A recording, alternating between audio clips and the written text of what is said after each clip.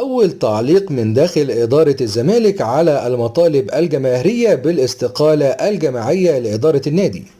خالد لطيف أمين صندوق نادي الزمالك خرج خلال تصريحاته الأخيرة ليتحدث عن كثرة الحديث عن رحيل واستقالة مجلس الإدارة الحالي عقب ابتعاد مرتضى منصور عن المشهد الرياضي داخل القلعة البيضاء.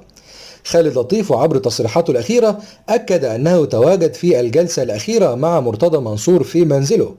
أما عن مطالبات البعض ومن بينهم أحمد حسام ميدو باستقالة مجلس الإدارة، فأكد خالد لطيف في تصريحاته أن الاستقالة ليست الحل، وأن ليس من سياسته النط من المركب، مؤكدا أنه يتحدث عن رأيه الشخصي وليس له علاقة برأي بقية زملائه في المجلس.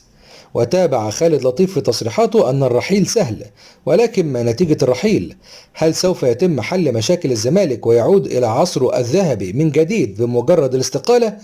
وتابع خالد لطيف في تصريحاته أن الفترة الأخيرة شهدت تجاوزات كبيرة تجاه مجلس إدارة الزمالك وصلت إلى حد التجريح، وأن المجلس الحالي تحمل الكثير من سهام النقد الهدامة.